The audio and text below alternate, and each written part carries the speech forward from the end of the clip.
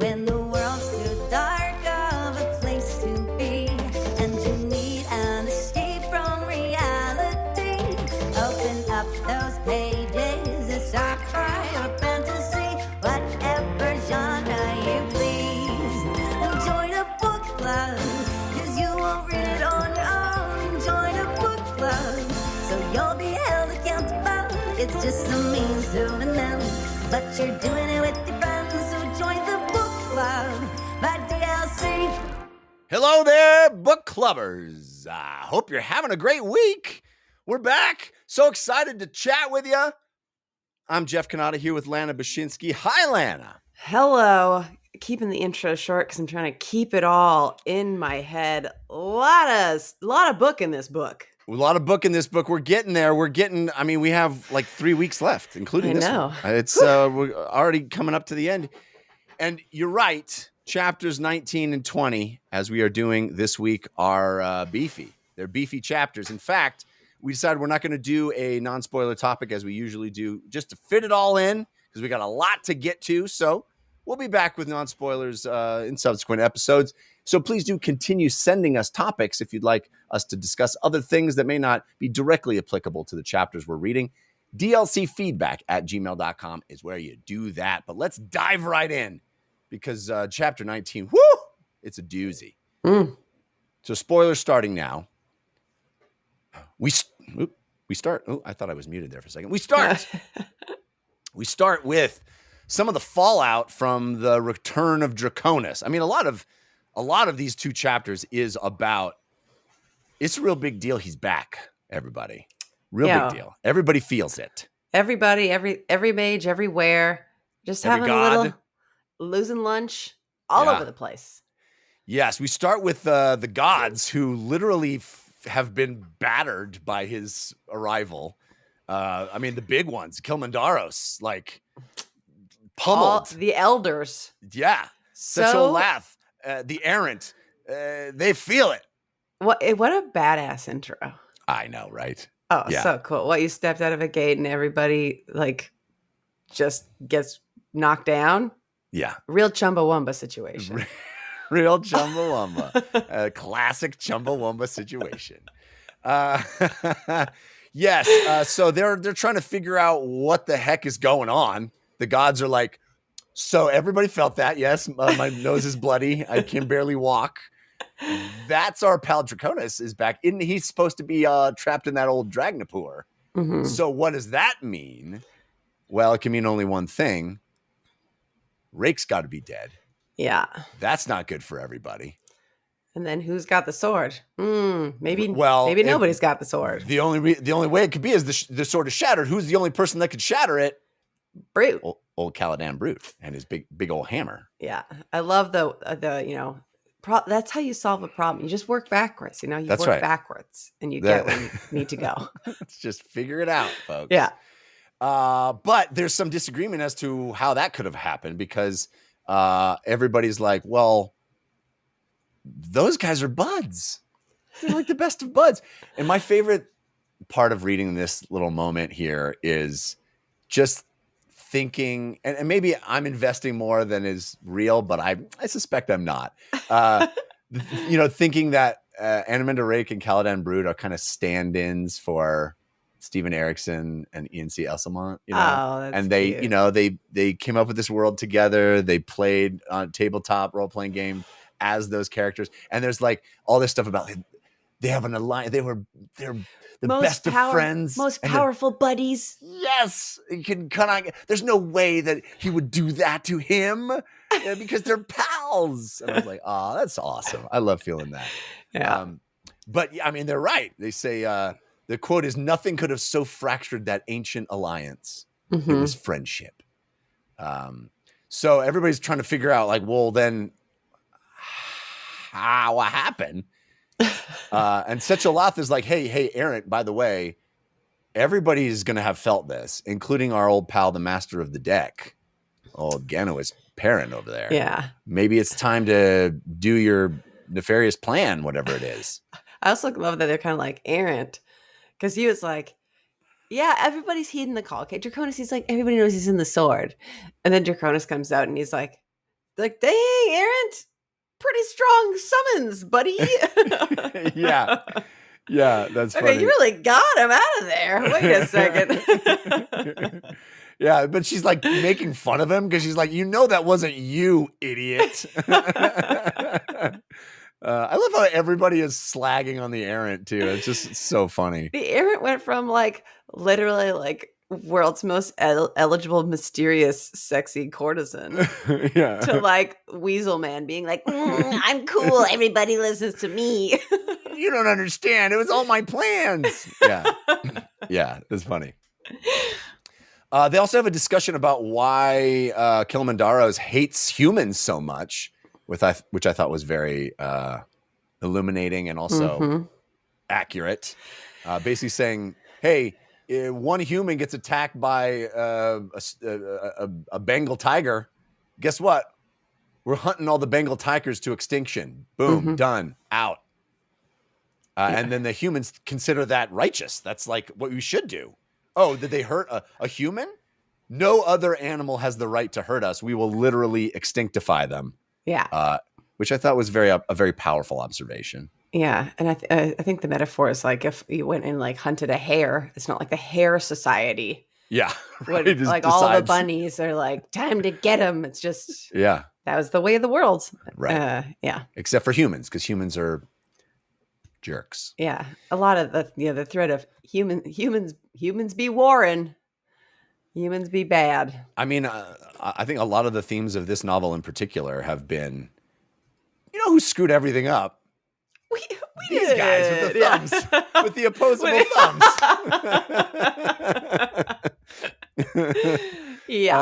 Had so much power.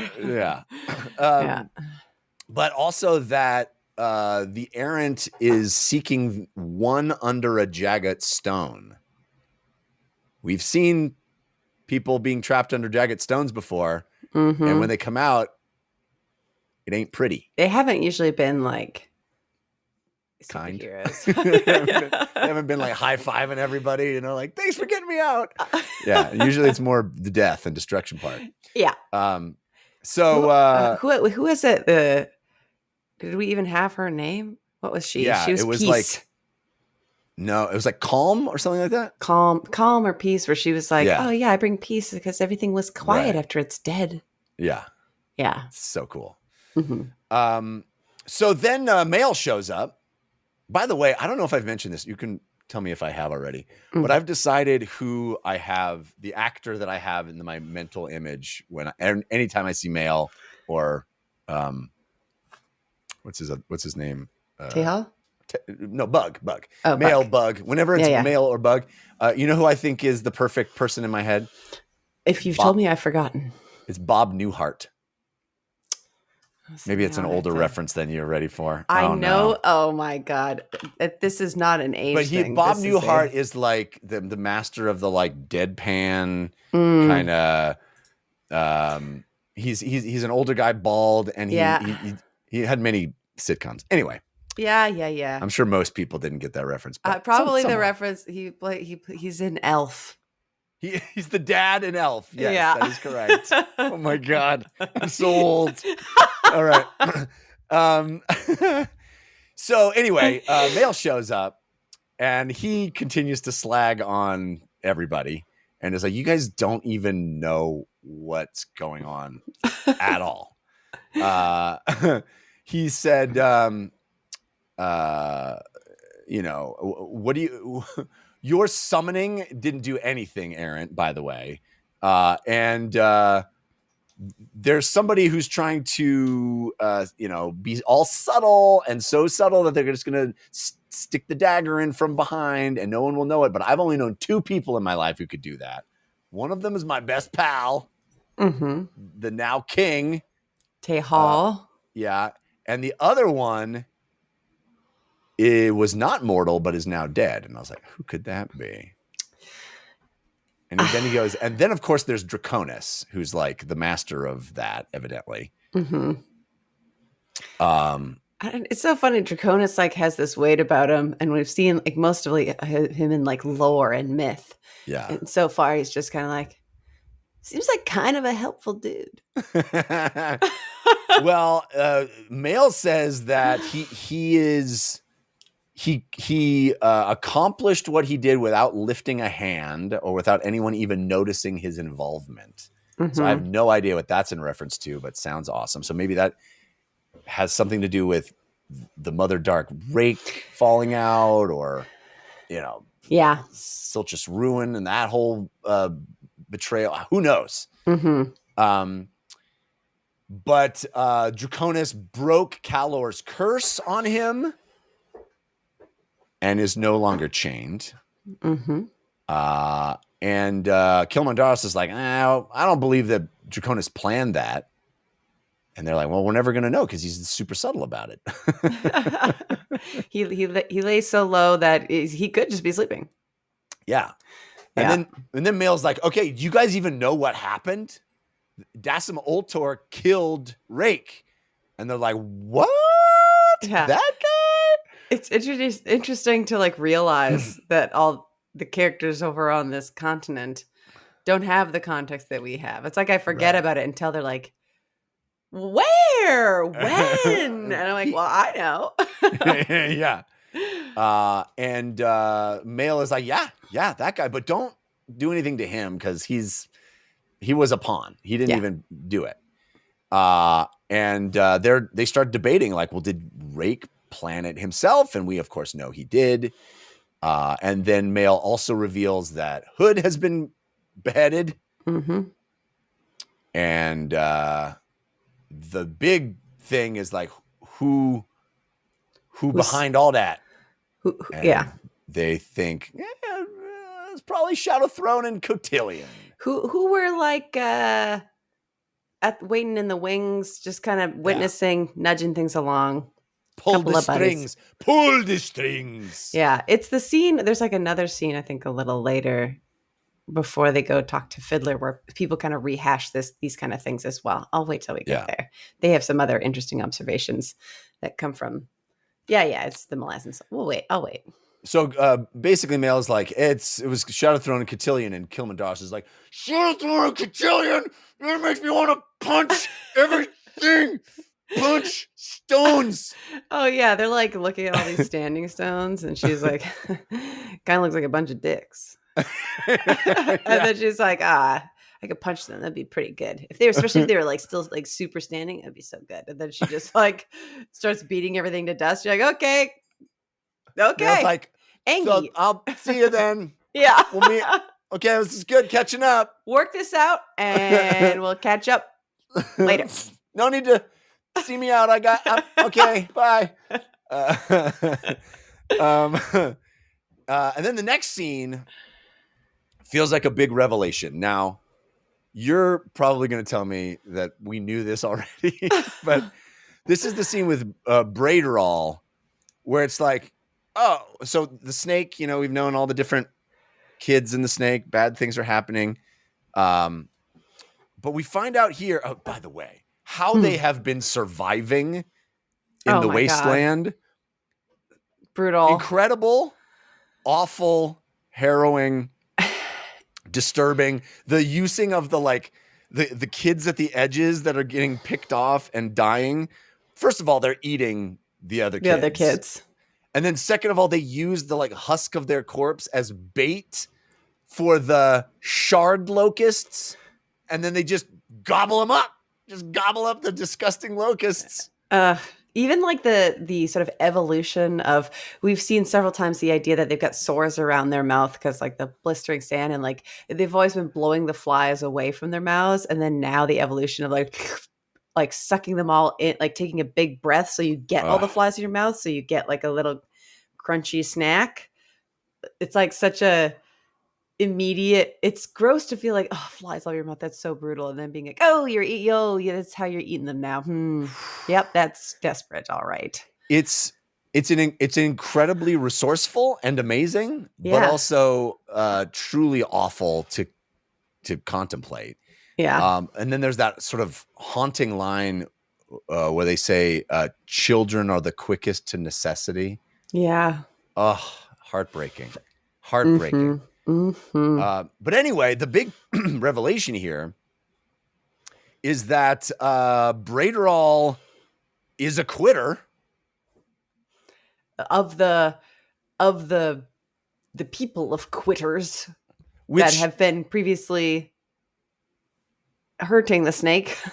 Well, which it seems to me we've just been told are Forkroll Assail. Oh, yes. I was like, whoa, should I have gathered that already? Perhaps. I don't know. I don't think so. If there was, it totally went over my head too.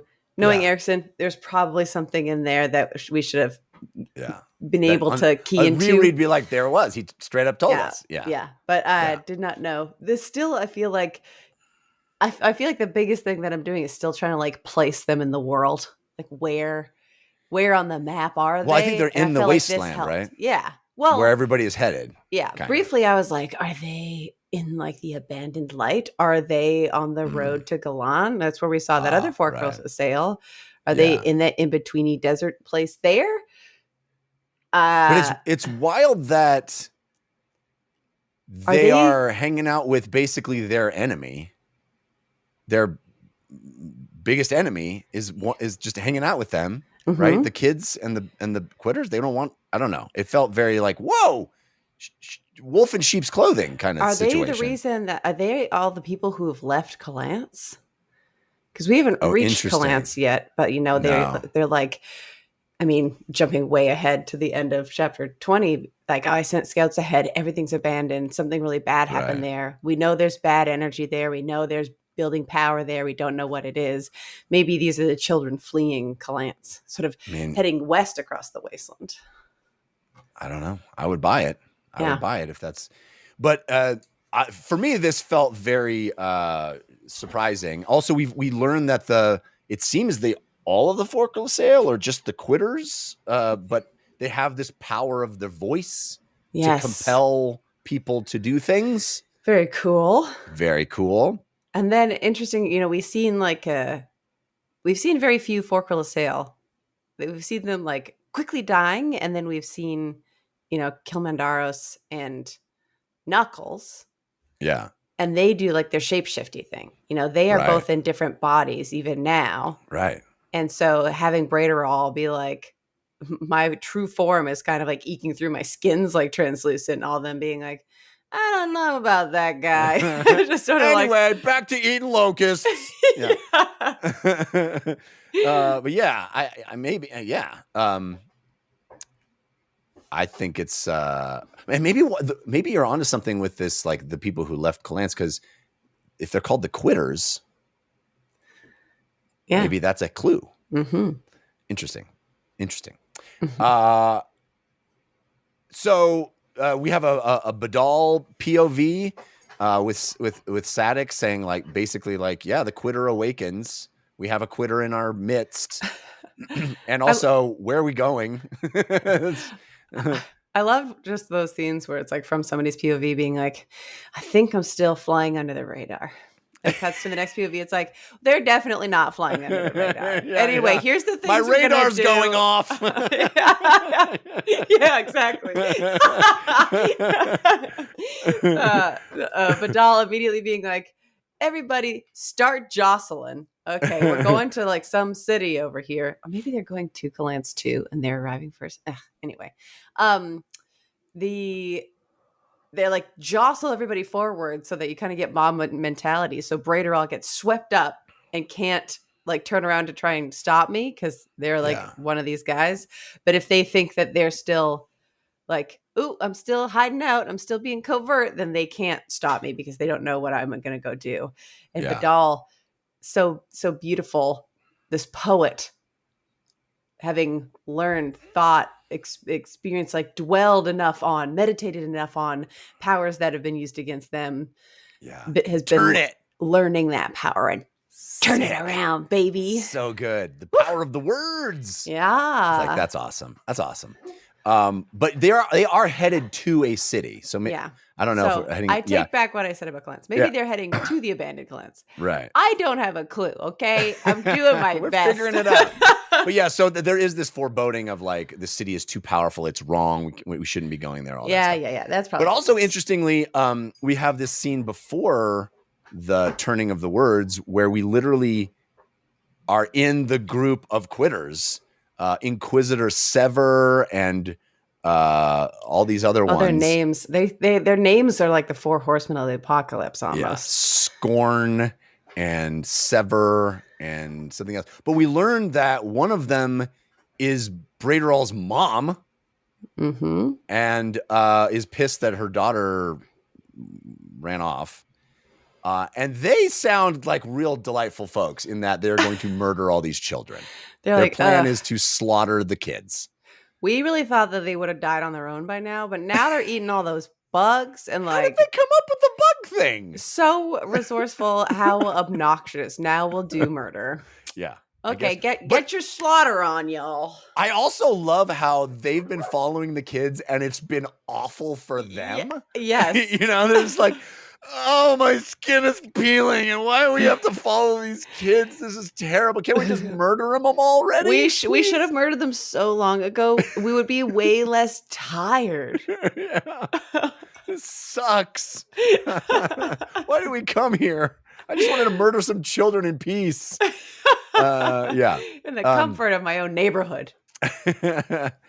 And they say that they can't even make it into the city. The city is impregnable. Them.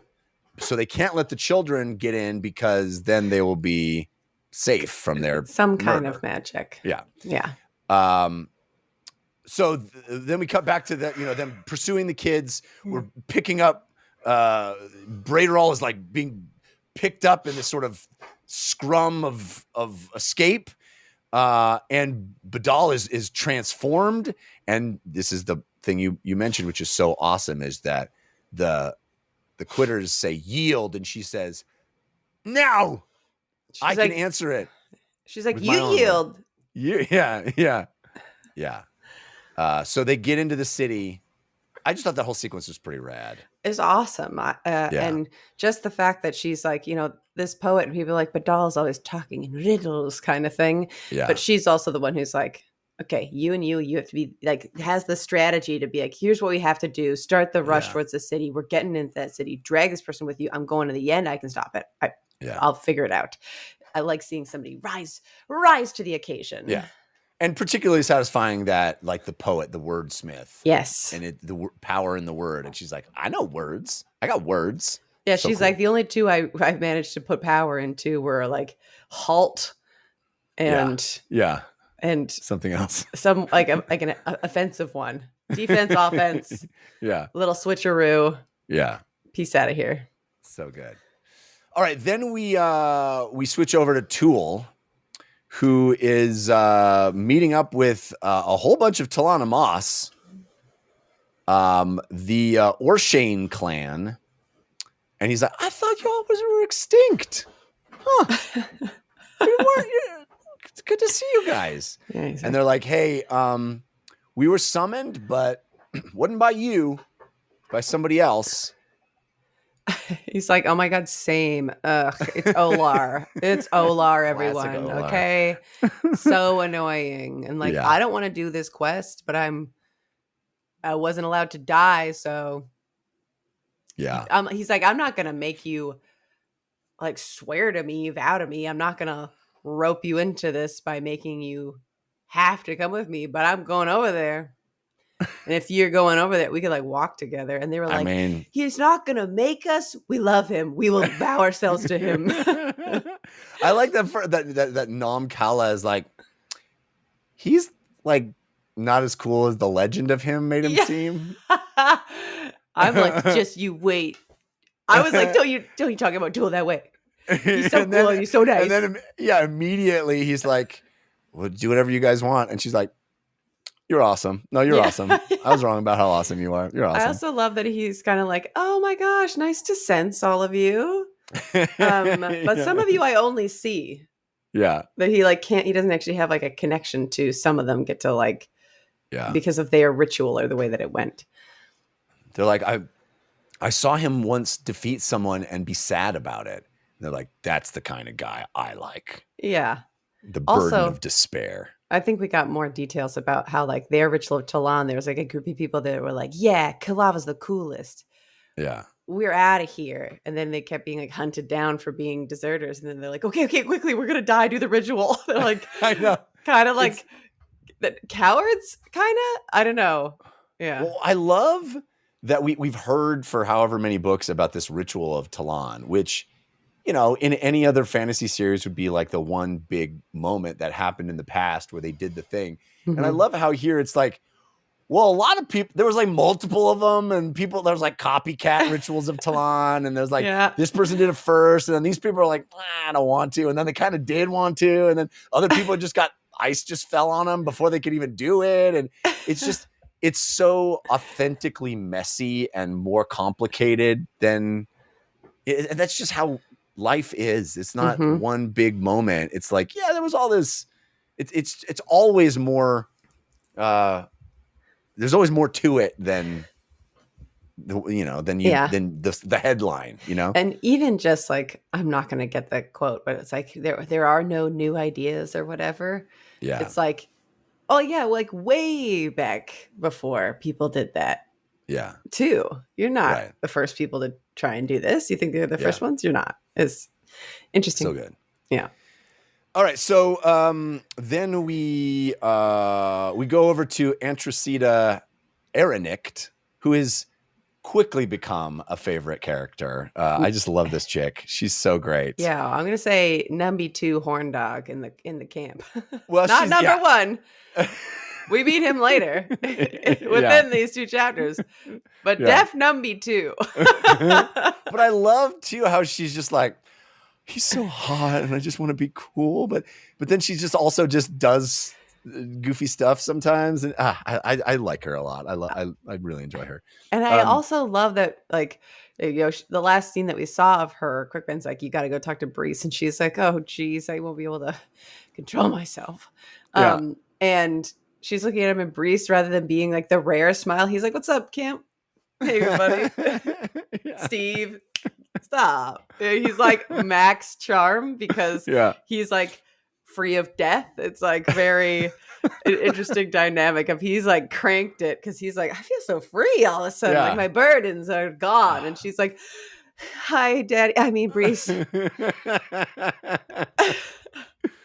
Oh, that's so funny. But so first she meets up with Quickben.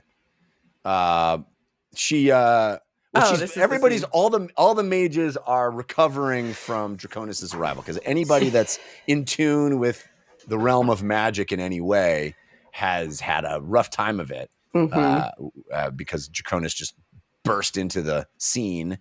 And so she and Bottle go into Quickben's tent, and Quickben is just like blabbing, just saying stuff. He's like, I mean, there's some interesting tidbits in here, where he's saying the gate of Starval Demelaine rages with fire. He says, who brokered this damn mess? Shadow Throne and Cotillion.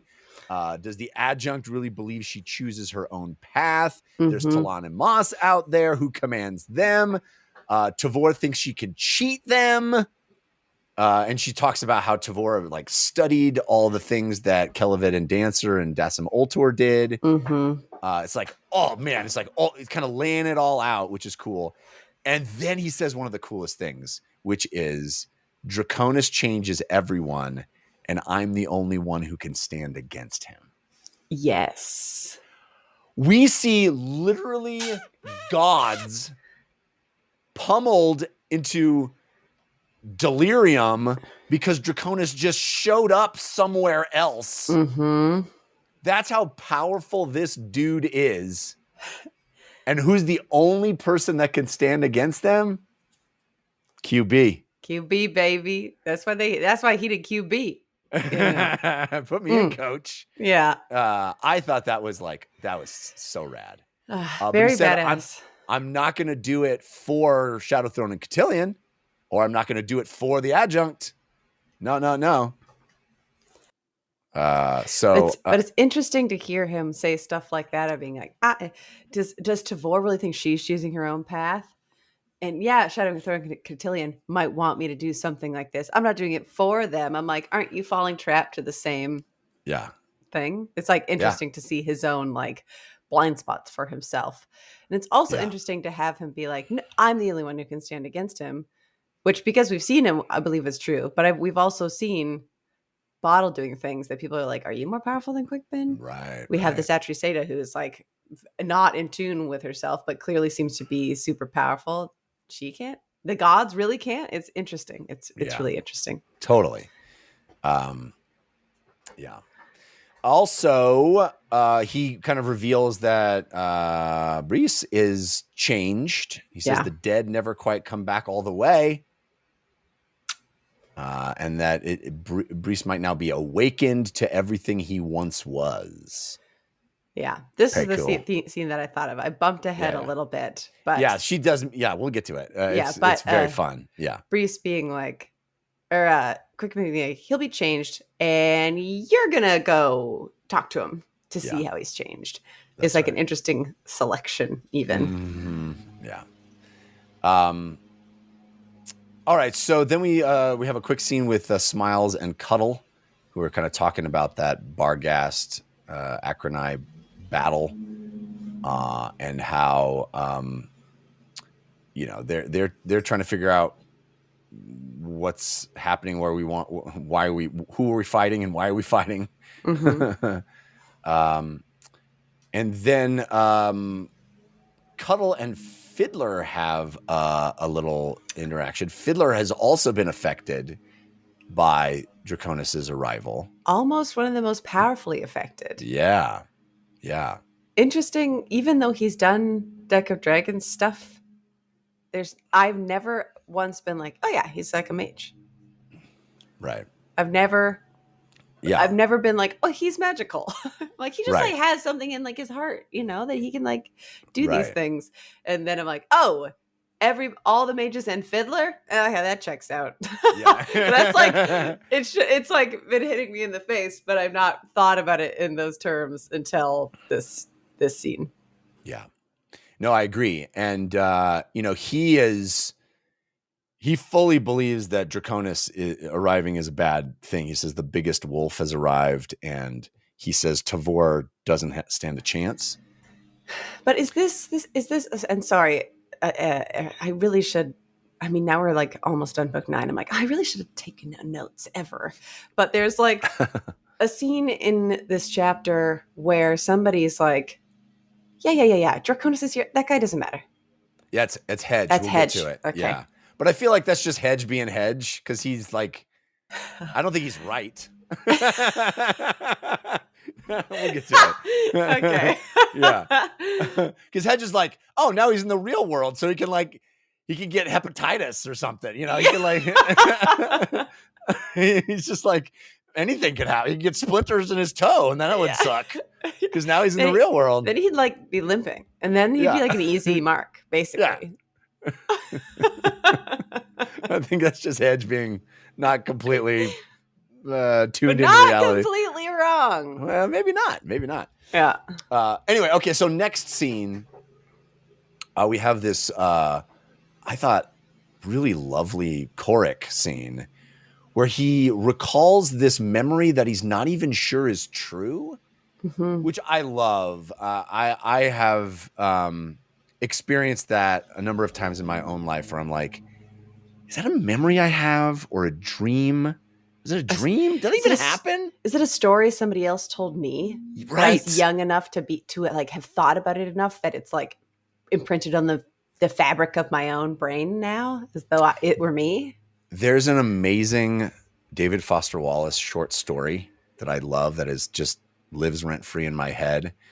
It's wildly inappropriate, but it's this guy, I think it's in Brief Interviews with Hideous Men. There's this guy who says, like, one time my dad like just waggled his penis in front of me, and like it has affected his whole life, and he's like hated it, and you go through this whole short story, and at the end he's like, he realized it never happened. And it was like this thing, like it never happened. He built it up in his head, and it's amazing. But that kind of thing has always resonated with me, just because I've had that where I'm like, that time when we all went to the thing, wait, did that even happen, or did I dream that, or was that an invention of my? And so to have Kororic kind of admit to that too, where he's just like, so here's this memory that I have that's very vivid in my head. I have no idea if it actually happened. I love that. But the memory itself is amazing, where he was assigned to move this giant boulder as almost like a punishment, as a hazing ritual, it seems. Yeah. They sent all the kids out to do something, and then they were like, we have to do this. And then the kids heckled him while he did it. Yeah. And he's like, no, I'm not going to give up until I move it. And everybody leaves, and he's still working so hard to going to dig it out. And then he digs it out, and underneath there is a bunch of gold coins. And it's like magical treasure under there. And then he spends it all on prostitutes and whatever else. He just squanders it.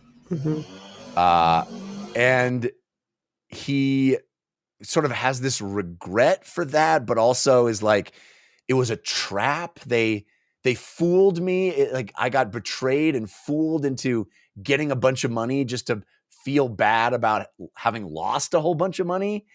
It's just such a nuanced, interesting, in the way that human beings are sort of captured by their own psychoses in a certain way. It just felt so, their own obsessions, yes, their own drive. Because even it being like, I'm not giving up. I refuse to, that. It's all sort of feeding into that. And even it's interesting because there are parts of it that's like, oh yeah, a kid would sort of have these feelings and sort of even level up a story that they tell to their friends to seem cooler. A kid would come up with something being like, yeah, you laughed at me because I dug up that rock, but guess what? I found gems underneath. Right. And then suddenly you're the cool person, not the person who wasted their whole day digging up a rock or whatever it is. Yeah.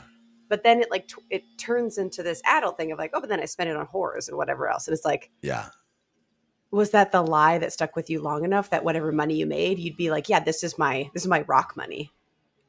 Or all the evidence of this thing that didn't happen is so conveniently gone. Yeah. That too. But also it's this thing that has affected his life in this very powerful way that he doesn't even know actually happened. I love the layers of, misadventure in that, where it's, if this thing didn't even happen, why does it affect you so much? Why are you so, and well, they did it to me. It's like, buddy. Yeah. You did it to yourself, bro. Yeah. So good. I so love good it as well. Yeah. I mean, it's like this beautiful short story in and of itself. Anyway. Okay. Then we have a scene with Ruth and Good, who, man, we keep learning more about who Ruth and Good really is, or what level of magnitude he really is. He has been affected, of course, by Draconus' return, but he thinks back to when they used to hang as bros. Yeah. Yeah. So, he literally remembers a convo with Draconus where he's like, hey man, Kalor's empire, what are you going to do about it? It's like, whoa, that wasn't recent. He's been around for millennia, this dude. So crawled out of an Azoth house. I feel like there's enough clues there that this should have been the paragraph that I'm like, oh, it's.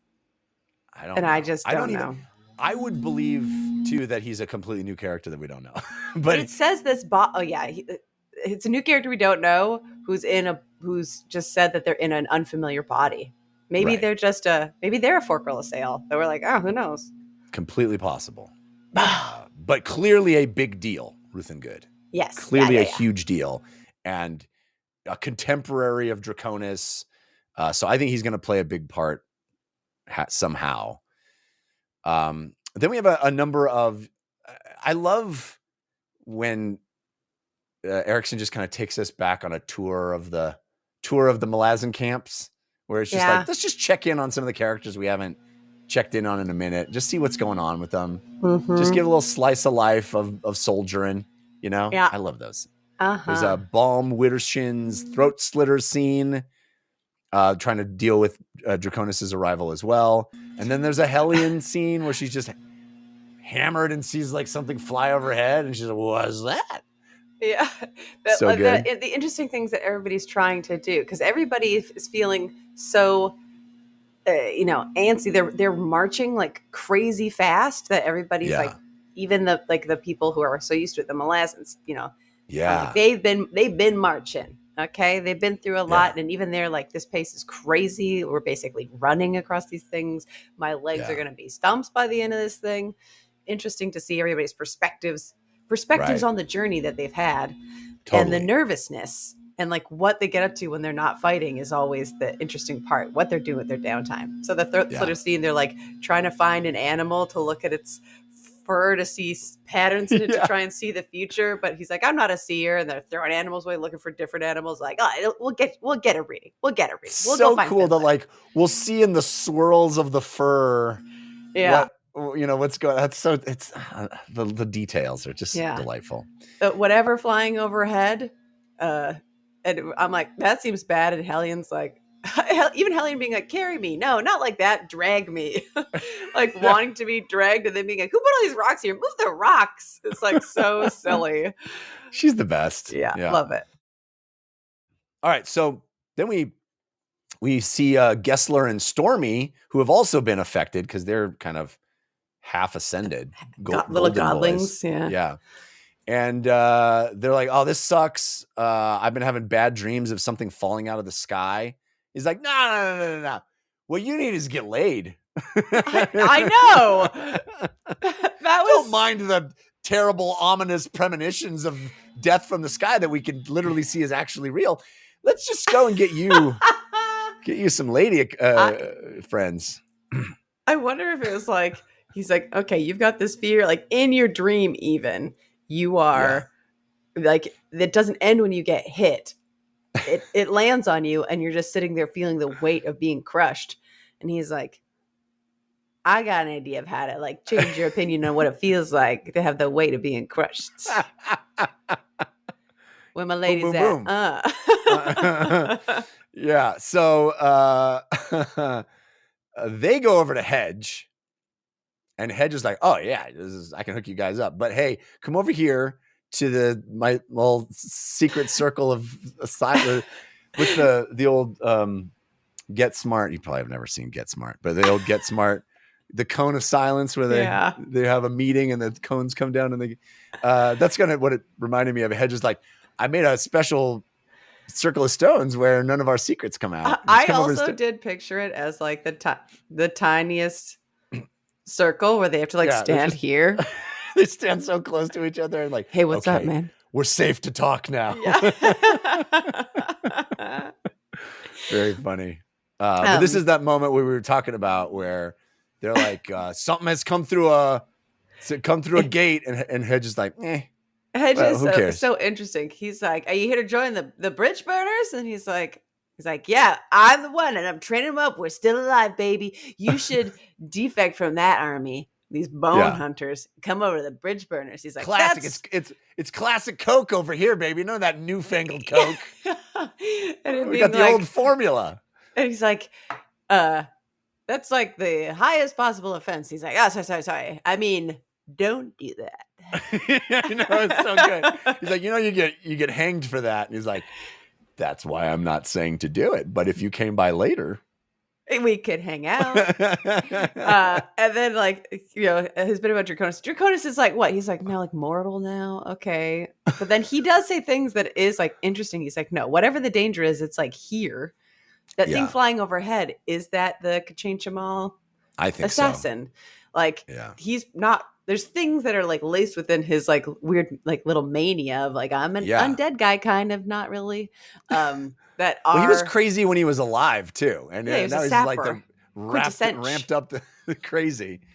But he also tells them, he's like, what's going to be sweet for you guys is when you die, you know who you're not going to see anymore? Yeah. Hood. Guess who's going to be there? our old bros. Yes. Like, that's so sweet. Like, guess who's guarding the gate of death now? But then I got one of our best friends. Like, when you die, who would you rather see? Be honest. Obviously, Whiskey Jack. But then also, like, him being excited about being like, guess who's guarding the gate? He very directly, I think, is like, yeah, there's like an empty throne there. Everybody wants that throne. They're all going, but like, it's our guys. And I'm like, everybody wants that throne, huh? Like, that's the important part from that. Yeah. Not the stuff we already knew, in a way. Interesting. I also love the moment where he's like, so could you just like walk next to my squad and like give him advice? He's like, what am I going to tell him? Like, don't die. And he's like, perfect. That's great. Excellent advice. They need to hear that. Anyway, you said triple, you owe me. Yeah. Like, I'll pay triple making for sure the ladies. he gets some money for the ladies. Love that. Businessman. What an entrepreneur. All right. So then we have the scene you kind of were referencing earlier with Bree and the Atraceda, who she's just like, he's so hot and fantastic in every way. And also like aggressively. I feel great. Yeah. Everything that he says, she's like, yeah, I'll give you something to bite. Yes, sir. Hi. Breeze. Yes. Yeah. He's like, I gotta chew on it. She's like, how about my nipple? Yeah, no, I was like, aggressivo, a little timid. They's always the freaks. They always the freaks. Anyway, but yeah, so I think the takeaway here is that Bree has been awakened in some way. And then we have literally the next scene from his point of view, and he's like, is she into me? Like, I know. But I also like the idea that she's like, keep it together. Maybe he's like not noticing. It's like the vibe of like, I'm being professional. And like through that scene, you kind of picture her like, yes. And like getting distracted, but like ultimately present. Yeah. And from his POV, she's like looking at him like so obviously that he's like, damn. Do I like this? Do I not like this? What do I do with this? Yeah. I'll think about this later. He literally says, I'm going to think about it later. I can't think about this right now. Whatever's happening. Okay. Yeah. Bye. So funny.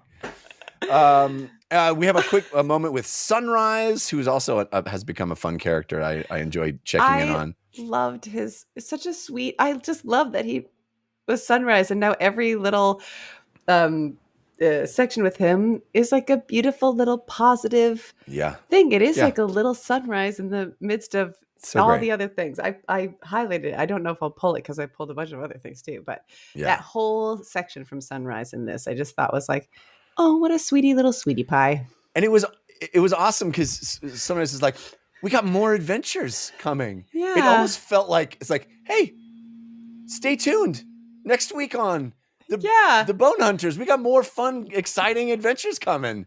And I was like, yeah, I don't want to ever stop. This is great.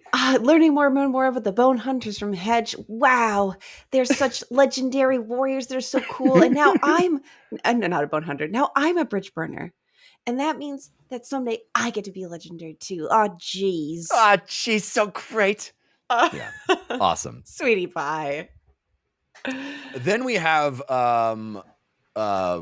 a freaking awesome sequence, I thought, with Cinter and Kisswhere meeting up with Masan Galani. Yeah. This section was so rad, I thought.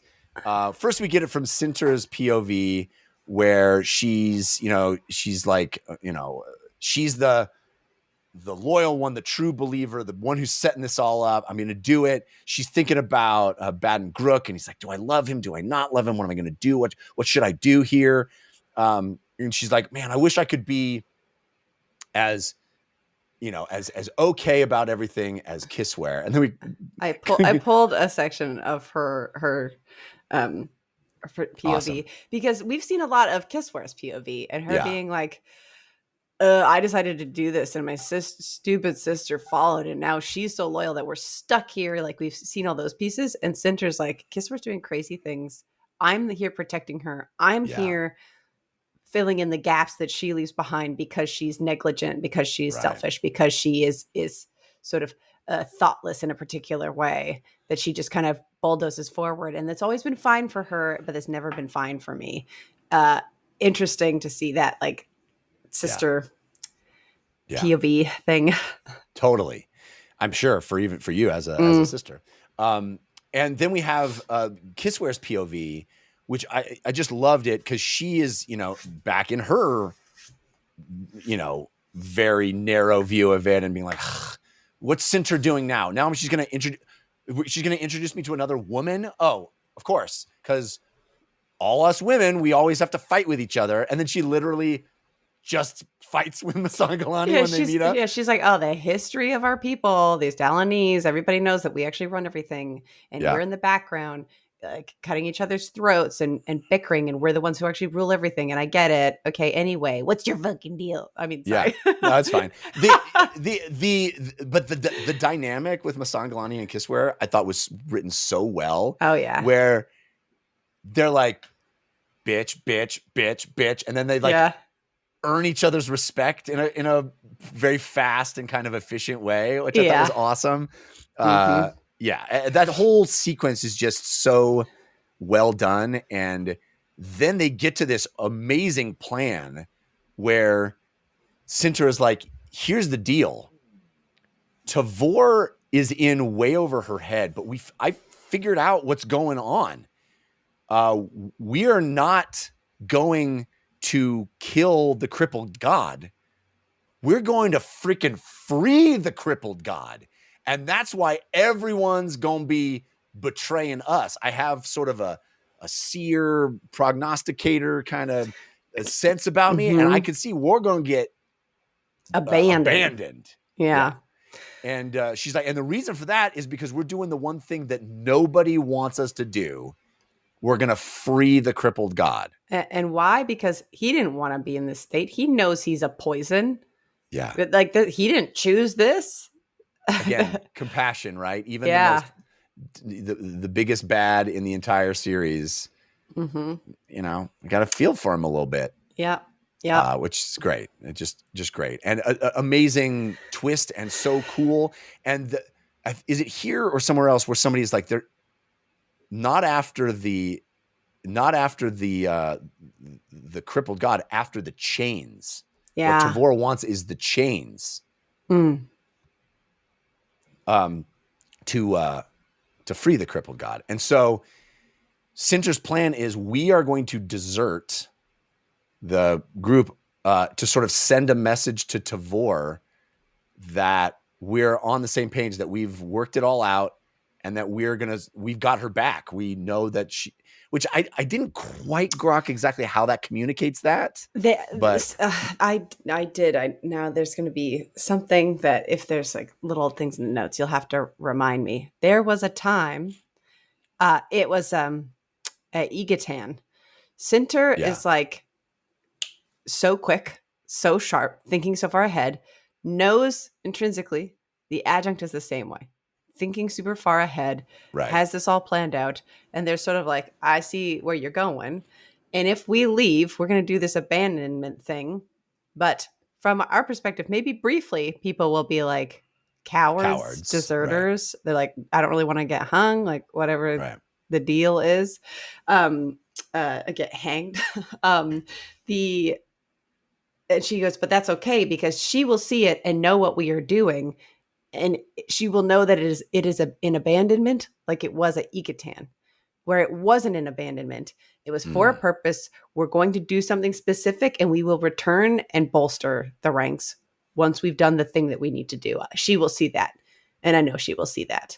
And so, just her knowing that these like smart people piecing out would not do it without a reason. They're not cowards. They're not people that would desert. She will know that they're doing something that they think is in her best interest. Right. I thought it was awesome. I didn't quite get the nuance of how that communicates that. I appreciate you, summarizing that. But either way, I was like, this is so rad that these women are like identifying that Tavor is in this alone, which is such a constant refrain for Tavor, especially after I can't remember her lover's name, but Amber. died. To Amber, thank you. Which interesting. Sorry, I did not mean to interrupt. No, please go ahead. Continue. Two things. One, it communicates it because also after they leave, Cinter's going to go talk to her and tell her what is up, and her being able to. She thinks that her being able to see Tavor's plan means that Tavor will finally be like, okay, I can open up to somebody, which I think is a solid maybe. Yeah, but even my doubts. Yeah, even just saying the name to Amber, and later when they're naming one of the dogs, they're like, we're calling it to A, which means broken dog. I wonder if to Amber means broken Amber. Well, I think the T apostrophe prefix for T'lan Imass and always means that. Yeah, but I never, because they were Imass right before the ritual, and they became like broken Imass, I think. Yeah, but I feel like I haven't put those pieces together. But then is Tavor's name just like happens to be reminiscent? Ooh, there's no apostrophe there, but that's good. Same. I think that's not a mistake. I think that's intentional. Anyway, this whole thing is really cool, I thought. And this sort of like alliance that they all form here. And all of a sudden, Masangolani, who's sort of just been a sex pot, like this kind of object of desire for everybody. Now she's awesome. I mean, she's always been awesome as like the best horse rider and everything. But there's like this air of real like super spy with her, and she's on it and gets it and not going to be manipulated. She's, it's such a great scene. Yeah. How quickly they went from like deeply suspicious, trying to find out who's the pushover, to be like, oh, none of us are pushovers. Great with the plan, ladies. Yeah. It's like interesting. Yeah. All right. So then we have a scene with Kindly Implores. We are actually going to perform this entire scene in its entirety at the end of the show. So I'll skip over it for now. But it's just an awesome scene, I think. It's just a cute little check-in. Yeah. And then we have a Lestara Yill scene. She's losing it a little. She is. Feels. She's, the closest one to Tavor, and yet completely in the dark about, what Tavor's machinations are. And she's kind of freaking out that she's saying he was the one, it was him, but you let him go. To which I thought was Pearl.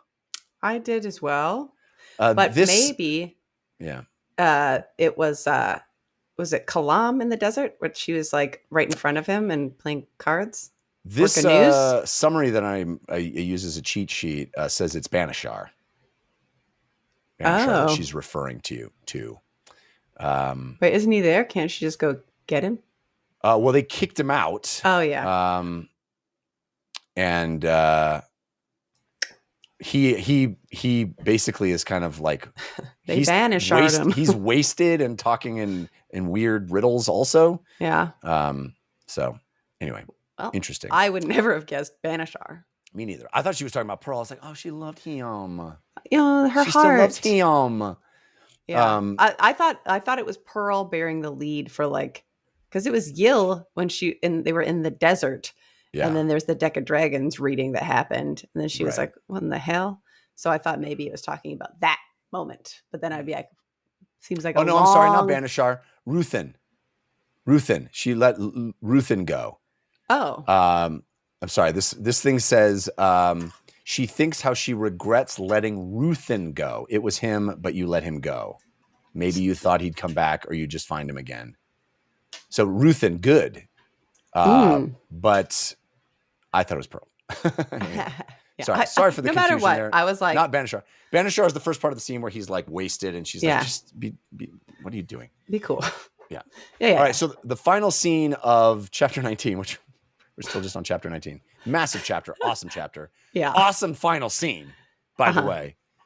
One of my favorite things about reading this series is when Erikson starts a chapter just using pronouns, has not identified who we're talking about, and within like a paragraph, I already know who we're talking about. That's one of my favorite things about reading this, because it's like the writing is so good, the clarity is so good, my familiarity with the characters and what to expect of them. When it's just like, he does that, he does this, he does that. I'm like, it's Ubala Pong. Even though we haven't seen Ubala Pong in a while, I was like, I know it's him. And then, a page and a half later, we say it's Ubala Pong. But I was like, and it's happened a number of times, and I love it when it happens. When I'm just like, I don't even need to be told, because I know it's communicated in everything about it. Yes. Yeah, I agree. It's funny. My only gripe is with the Kindle's formatting. Oh, yeah. I've no gripe about it. I like it. I like feeling like, ooh, I'm so smart. I knew the characters. I like feeling like it's one of the things that makes me feel like I just kind of flow through the book in a way that is so delightful. But the Kindle will put that break right at the bottom of the page, and it's like, right. And jarring. Every once in a while, I'm like, oh, are we in a new scene right now? Yeah. I have switched. It's not like I'm not like 3 pages in and going, wait a second. It's like a paragraph in, but there's always that moment that I'm like, the Kindle. Why? Yeah. Well, I think it eliminates the extra space if it just happens to line up with the top of a page. Yeah. So you don't get that extra space of... I get a little hyphen in there, Kindle. Come on. Anyway, this scene is awesome because Ubala Pong is feeling a little dejected in his little pungy way, a little Blala Pong. But who walks up to cheer him up? But the cheeriest, happiest fella ever, Draconus. Yeah, he was like a helpful dude. Hey, let me tighten your straps, little guy. Hey, chum. Pretty cool armor you got there. Interesting. Yeah, let me lace you up. I got you, buddy. How you doing? So cool. And he's like, I'm supposed to save the world. And Draconus is like, well, I was here to kill the world. But you know what, pal? Meeting just a nice fella like you makes me want to not kill the world. It's just an amazing sequence where it's just like he happens to stumble along dopey old Ubala Pong, and Ubala's like, well, maybe you could help me. And he's like, well, yeah, why don't we walk together? Let's do what you want to do. Tell me more about that. So great. So great. He's like, are you a god? He's like, more or less. Awesome. And then the final moment of the chapter where Ubala just doesn't have any idea what he's saying. And he's like, boy, knots are sure hard. Not as hard as chains. And Draconus is like, yeah, that's true. Not as hard as chains. Tell me about it, brother. Just so rad. Incredibly rad moment. So, yeah, I mean, chapter 19, incredible. Banger. All right, moving on. Chapter 20. Chapter 20 starts with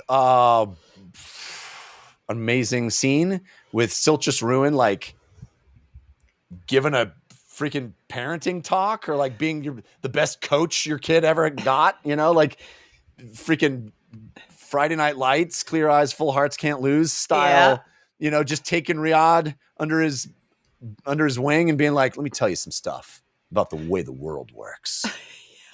I also love like the context of this scene leading into the later scenes of him being parental figure and him being like, I'm listening. Yeah. Tell me. So great. Good. And this entire extended metaphor, I think I grabbed a chunk of it. I literally could have grabbed this entire thing as a favorite quote. I picked the last little chunk of it, but the setting up this idea between the aggressor and the defender. Boy, man, it feels applicable to, I don't know, for example, Republicans and Democrats. The dichotomy between the sort of, the aggressor and the defender, and neither one. Oh, I shouldn't say it that way. I'll say both have their flaws, and the way you need to sort of take some of each and be smarter than both. And I just thought this was so well articulated. It's incredible, and it's such a neat thing that Silchas is stepping up and being the guy to like give you some life lessons. Yeah, to like say anything. Yeah. Awesome scene. I agree. Then of course they they're talking about like, well, tell me what I should do, and sorry. They wait, how does it play out? Do we go to Olar Ethil's point of view first, or Torrent's point of view, I should say, Olar? I think Torrent's point of view first.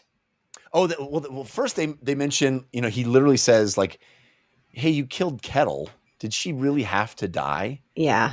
And Silchas is like, she was never alive. She was only this vessel for this purpose. Yeah. Which I thought was interesting. Mm-hmm. And he talks about how like your dad is a stand-up guy, Udnas stand-up guy. Pretty cool. Okay, so then we go over to Olar, Ethil, and Torrent, who are moving past the dragon towers of the K'chain Shamale. Yeah, Torrent had, the last time we saw him, he was like, Olar's doing something, I'm out. And then he's like, turns out you can't run. She's just dust. And she just, she shows up. So I've been running and she's just been dusting her way along. So here we are. Yeah. And he's like, man, Wastelands seems like a pretty good name for this place.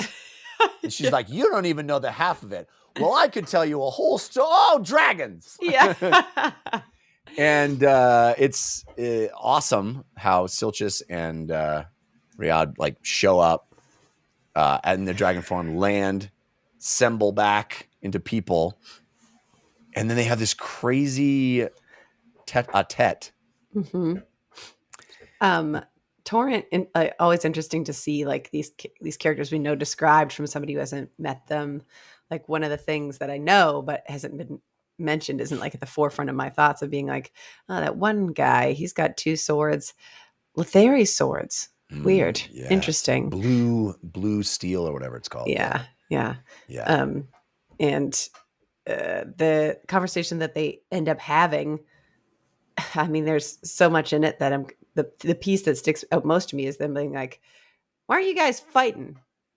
Yeah. Why aren't you guys like, isn't there like any time you guys have Elaine hanging out together, there is the intrinsic desire to betray, to become the one, to do the only, bite you in the neck. I saw it, Riyadh saw it with his mom. Like, this is the child I'm going to adore. You see it now. And it's like, well, it only will happen when one person like surpasses the other. And they're like, no. If that were going to happen, it would have happened already. I already did it. I already surpassed this guy. Yeah. Which is interesting because the scene before, Silchas is like giving this talk as though he's like bringing him up in the world and has much to teach him. And then Riyadh's like, no, I'm already past there. I've been like a good listener, but I'm past this point already. And they're like, danger. He's like literally like a golden child kind of thing. And then Olar in the meantime is like, uses this opportunity to like cut down Silchas and like to like the core of his being and just batter him with words and insults about his family, giving him information I think he just doesn't have about his brother. And it just sort of breaks him down. She basically calls Kalava a bitch. Yeah. And then the most shocking thing happens, which Torrent smacks Olar Ethil, which I was like, can he do that? He's just a mortal, right? Just a guy. I mean, if they're caught off guard, it's like they're still like a person. They're just a skelly bones. I felt like that rocked my socks because it felt like she would just obliterate you, dude. But he knows that she needs him for whatever reason.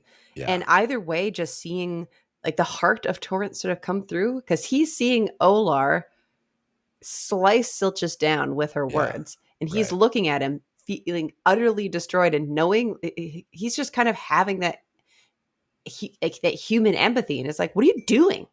Yeah. You can't keep talking to somebody like that. That's horrible. He's just looking at his reaction and knowing that he was being hurt. And so he shut her up because that was too mean.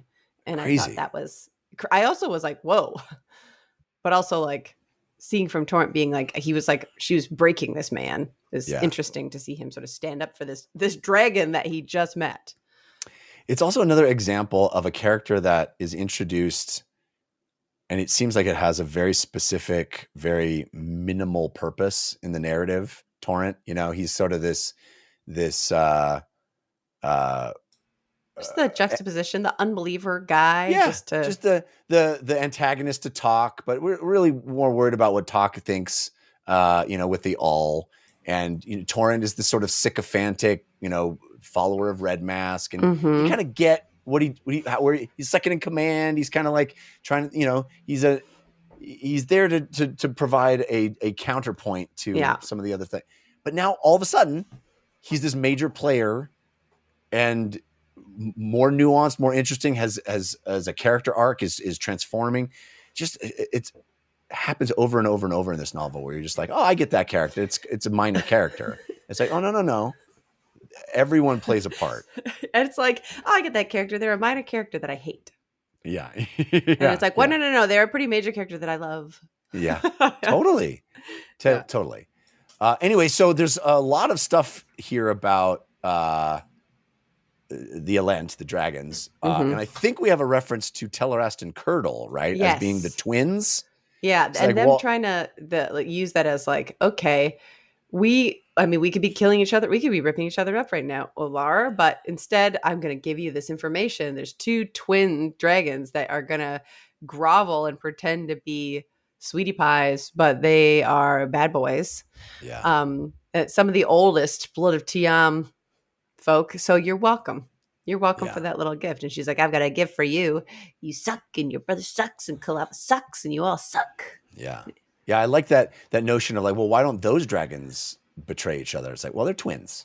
Twinsies. They're kind of the same. They're two parts of the same whole. Which is interesting because they're like, oh, from the same egg. And then I'm like, wait, are they laying like dragon eggs? Or do they get birthed as people and then they veer after being interesting. Baby? I haven't thought about the anatomy of a literal egg.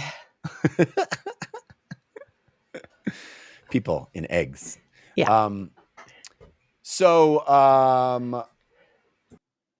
She also mentions Olar. Ethil also mentions that everybody's been summoned. That the errant is summoning everybody. That Mother Dark is back. The Draconus is back. It's all bad. And they sort of peace out, and Silchas Ruin is still crying about how she hurt his feelings. Well, did he? I got the sense that were you able to, with specificity, sort of parse why he was so hurt? Sad about his brother? Well, she says like, only you remain. You delivered death, and only you remain. So I feel like she's like, that whole betrayal thing feels like an open wound, Yeah. Yeah. Anyway, okay. So next scene, we are with Setok and Baljag, and she's like, "Oh, undead wolf, sweet.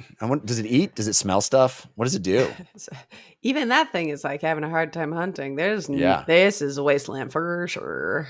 Seriously. And so they come upon some tracks from a wagon. It seems like that wagon was out of control and going crazy. And they're like, well, that's weird. In the walk up to this, is this where Setok sort of has her pontifications about like, oh, she kind of worships doubt, or what is it? Yeah. There's like her own feelings of skepticism in a way, like no matter resentment, I think it is, like no matter who she's with or what she's leading or what the deal is, she's like finding somebody else to blame, and she like revels in that, and she's like recognizing that. Addicted to dissatisfaction, she says. That's the one. Yeah. Interesting. Yeah, totally. But then they follow the carriage. She's like, I wonder whatever happened to Kafal. I hope he's okay somewhere. Yeah. Oh, sad. I know. Anyway, so they come upon. This is another moment where, as soon as the person starts talking, I was like, "That's cartographer. I know it." Before we get his name announced, just so fun. But we come upon cartographer, who is like, "Oh, hey, what's up? We were attacked by something from the sky. Not a dragon, but real bad. And I got to watch Trake's mortal sword awaken, and also a Trell fight, but that was cool. Just maxing out. Just doing it. So talks like another zombie. Oh my god. Yeah. Well, this is an interesting moment as a reader for me, because I really like this group. I really like the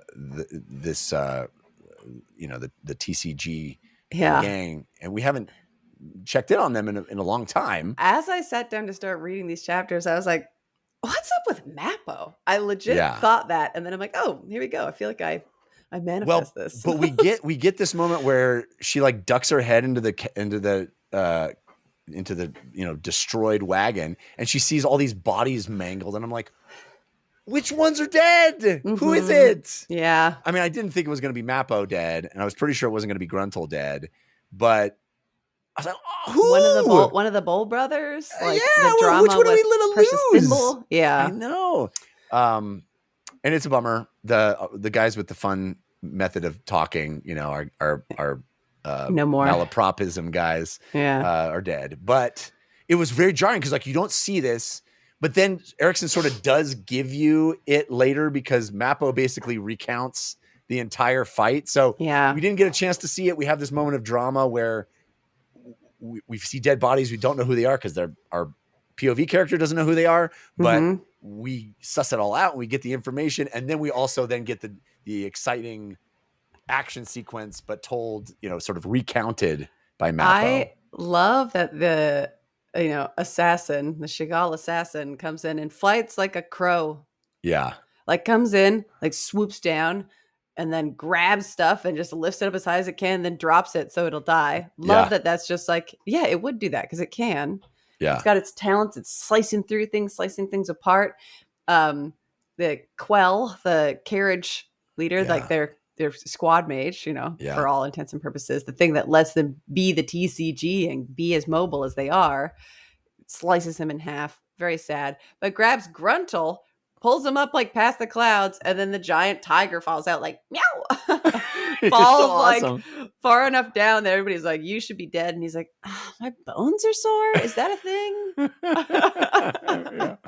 By the way, I said TCG. It's TTG, of course. Not the trading card game. I know. The TTG. We both did that. I just wanted to head off the emails at the pass. But yes, an amazing sequence that you get to hear about. And also the fact that the Bull brothers were the ones that literally did it. You have freaking Mappo, a Trell, you have freaking Gruntle, the mortal sword of a god, and the thing that is the tipping point that actually wins the day is the two crazy ass Bull brothers, and they're like punching the dragon, the non-dragon.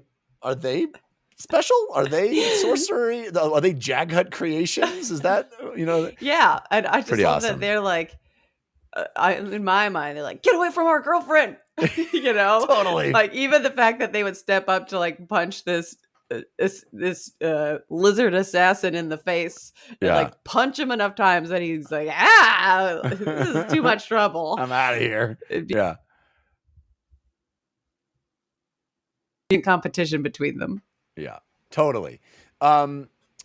So we get some. Mappo believes that Precious Thimble will be able to get them out, even though Master Quell is not alive anymore to do so. And they have this interesting conversation with like multiple languages, which I thought was so rad. Where he is encountering Setok and that group, and they don't speak the same language, but Mappo speaks all the languages evidently. which is so rad. Well, he takes the problem backwards. Well, this kid looks like he's Imass. Didn't know that was like a thing. Must be Barghast.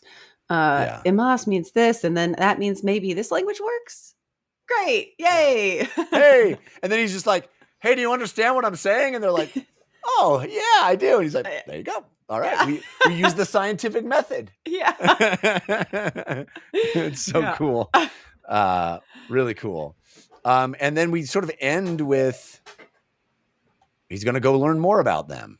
So they've kind of linked up in an interesting way. So that's how chapter 20 ends. And we only have 4 chapters left. So, man, obviously this book, we know from the author's note at the beginning that this book is only half of a 2-book, arc. So it's not going to have a big ending like the others have, but I'm still curious where we're going for the end of this one. Yeah, agreed. All right. Should we do our fun scene first? Our little scene? Sure. Yeah. Let me get it up. Yeah. I don't have the screenshots. I'm revealing my little peel behind the curtain here, folks. Jeff and I both use the Kindle, right? It highlights the text for you. I found out that Jeff takes a picture of the Kindle and reads the quotes from his phone. That's how you know I'm an old man. But also, how many times have you been like, sorry, it's taking a second. And I'm always like, I got mine. Look, pros and cons. Uh-huh. It's allowed to be funny, too. All right, I'm first sentence. Is that correct? Yeah. Yes. All right. Lieutenant, found you at last. Master Sergeant now, sir. Of course. And where are your charges, Master Sergeant? Dispensed with, sir. Excuse me? Rather dispersed, sir. Inserted seamlessly into the ranks, and not a stitch out of place. Why, that is simply superb, Master Sergeant. You would deserve a commendation if you deserved anything. Alas, having perused the latest roster updates, I've discovered that not a single one of those recruits can be found anywhere in the Army. Yes, sir. They are well trained. At what, Master Sergeant? Disappearing? Well, now, sir, I am reminded of a story from my youth. May I? Please, do go on. Thank you, sir. My youth. A sudden zeal afflicted young Aramastos pores. Aramastos? Yes, sir. That's your other name? It is indeed, sir. May I continue my tale, sir? Proceed. A sudden zeal, sir, to dig me a pond. A pond? Just behind the heap of broken bricks, sir. Close to the lot's back wall. I often played there when my parents had gone from fighting with words to fighting with knives. Or the hovel caught fire, as it was wont to do. On my hands and knees, among the broken shards of pots and shattered dog teeth. Dog teeth? My father's failures with pets. But that, sir, is another story, perhaps for another time. A pond, sir. One into which I could transplant the tiny minnows I was rescuing from the fouled river down past the sewage outlets, where we used to swim on cold days, warming up, as it were, sir.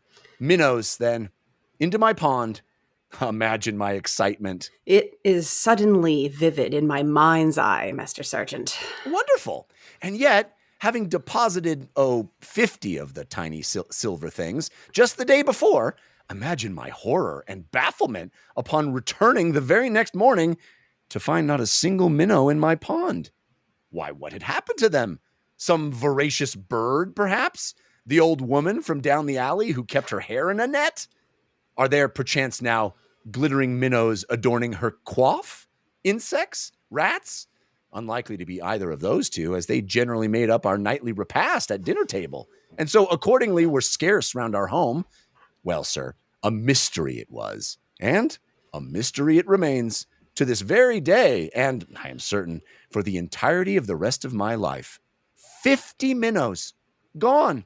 Poof. Hard to believe, sir, and most crushing for that bright-eyed, zealous lad. And now, if I am to understand you, Master Sergeant, once more you find yourself victimized by an inexplicable mystery. All those recruits, sir, dispersed into the ranks, and then... Poof. As you say, and say well, sir. Whatever happened to your pond, Master Sergeant? Well, my pet water snake thrived for a while longer until the pond dried up. Children have such grand dreams, don't they? They do, Master Sergeant, until it all goes wrong. Indeed, sir. Until we meet again, Master Sergeant Pores. And a good night to you too, sir, Captain Kindly. Just beautiful writing. Just wonderful. Stunning. Just it's a Abbott and Costello routine. It's so good. You know, can't figure out what happened to him. Anyway, my snake was so happy though. Yeah. Just great. Just great. Loved it. Thank you for I'm glad you suggested, because I almost pulled that scene and then I was like, it's horrible to do that scene, to read that as a quote by yourself. Yeah. Awesome. I have a bunch of quotes this week. I have one here for it's the scene with all the elders and Kilmandaros and Erastus. Oh, nice. Yeah. Go for it. Why such hatred for humans, Kilmandaros? Her brows rose. Erastus, really? Who among all the races is quickest to claim the right to judgment over everyone and everything? Who holds that such right belongs to them and them alone? A woodcutter walks deep into the forest where he is attacked and eaten by a striped cat. What do his fellows say? They say, the cat is evil and must be punished. The cat must answer for its crime, and it and all its kind must answer to our hate. Before too long, there are no cats left in that forest, and humans consider that just, righteous. Could I, Erastus? I would rather gather all the humans of the world, and I would gift them with my justice, and that justice is here in these two fists. That's so good. It's so good. Humans are dumb, and I'm gonna punch them. Yeah. Here's a short one. I like this. I just think this is so rad. See the sword he carries? See how its tip pins the earth? This Onos T'lan, he is not one for poses. He never was. I remember when I last saw him, he had defeated his challenger. He had shown such skill that 10,000 Imass stood silent with awe. Yet he stood as one defeated. Weary, Ristal murmured. Yes, but not from fighting. He was weary, Ristal, of its necessity. She considered that and then nodded. Kalt then added, this warrior I will follow. Yes. So hey, yeah. Weary so from fighting? Great. No, from the necessity of fighting. So badass. I have one more Kilmandaros one. Again, just rage at humans, but there's like a couple of good pieces here. Kilmandaros could comprehend the collective rage that had destroyed this place. Every tyrant reaches the same cliff edge, aged into infirmity, or eyeing the strutting of heirs and recognizing the hungry looks in their regard. That edge was death, and with it all glory fell to dust. Even stone cannot withstand the fury of mortals when fueled by abnegation. Nature was indifferent to temples, to sacred sites. It did not withhold its gnawing winds and dissolute rains. It devoured such places with the same remorseless will that annihilated palaces and city walls, squalid huts, and vast aqueducts. But carve a face into stone, and someone is bound to destroy it long before nature works its measured erosion. She understood that compulsion, the bitter necessity of refuting monumental achievements, whether they be dressed in stone or in the raiment of poetry.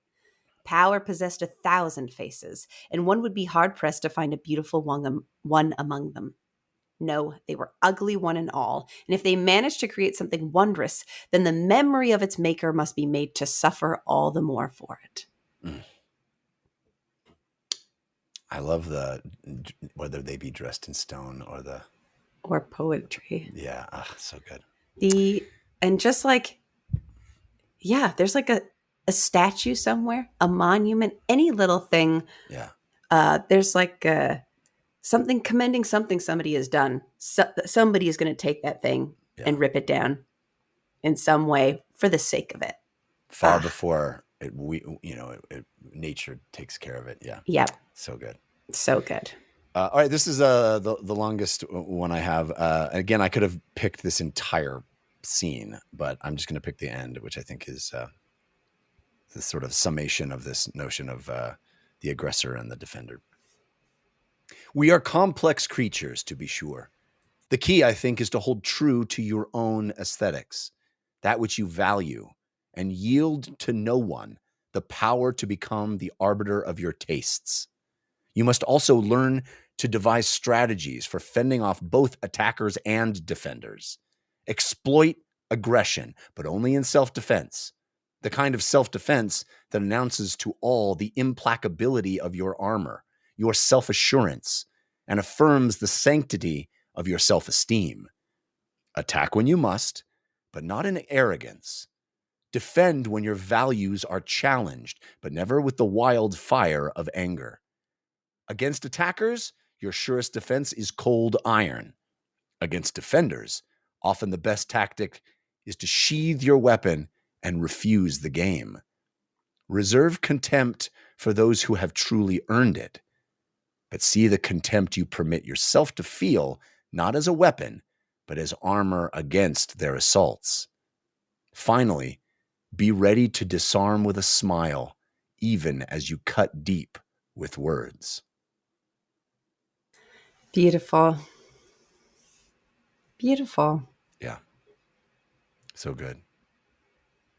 The part about the best weapon can be putting your shield down. Yeah. And not playing the game. Yeah. Yeah. Yeah. So good. My last one that I have here is I accidentally lost my spot. Sorry, the Kindle's worse. I get it, Jeff. Wow, I'll take a photo. No, it is not having a problem. My photos. Sometimes we do what we must. Okay, so this is the spiel of Cinter, sort of in her own mind, as they're waiting for the third thing. What are you, soldier? Marine, 4th Squad, 3rd Company, Bone Hunter, sir. Not Dalanese, no, sir. Malazan? No, sir. Bone Hunter, sir. Now, if only she believed all that. There in that gnarled hard thing at the center of her being. Step up, aye. Mark it out with all the right attitudes. Diligence, discipline, loyalty. Don't blink at any damned order given, no matter how stupid or pointless. The tribe lived to keep itself alive, and keeping itself alive meant making sure everything was in order and working the way it should. Made sense to her. And it was worthy enough to believe in, especially when there was nothing else in sight looking any better. So she'd wanted to believe, for herself and for her wayward, flighty sister. Steady enough for the both of them, aye. Kisswhere was going to stray. She was like that. It was in her nature. People like her needed understanding kin. The kind of kin who'd step in and clean up and set right what needed setting right. And Cinter had always held to that role. Kisswhere bends, I stand firm.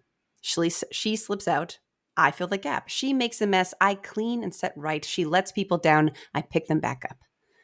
Sometimes, however, she chafed under the strictures of being ever reliable, solid, and practical, of being so utterly capable. Just once Kisswhere could take Cinter's cloak and hold fast, and Cinter could snag her sisters and go out and play. Stealing husbands, jilting lovers, signing on, fucking off, why not? Why did all the expectation have to settle on her shoulders every damn time? She was, she realized, still waiting to start living. Bad and Gruk wanted her, loved her, but she didn't know if she wanted to be loved or even chased after. She played it out, as if it was all real. She even spent time telling herself it was the way it looked. But the truth was, she didn't know what she felt. Not about him, not about anything. And wasn't that the real joke in all this? Everyone saw her as such a capable person, and all the while she asked herself, capable of what? Will I ever find out? When is it my turn? Wow. So good. All right, here's my last one. This is a little short passage that I ran downstairs and read to my wife last night. And after I read it to her, she turned to me and went, wow. I know what passage. I know exactly what passage. Parents may choose to have children, but they do not choose their children, nor can children choose their parents. And so there is love, yes, but there is also war. There is sympathy, and there is the poison of envy. There is peace, and that peace is the exhausted calm between struggles for power. There is, on rare occasions, true joy, but each time that precious, startling moment then dwindles, and in each face you see a hint of sorrow, as if what was just found will now be forever remembered as a thing lost. Can you be nostalgic for the instant just past? Oh, yes, and it's a bittersweet taste. I read that to my wife last night after we had put the kids to bed.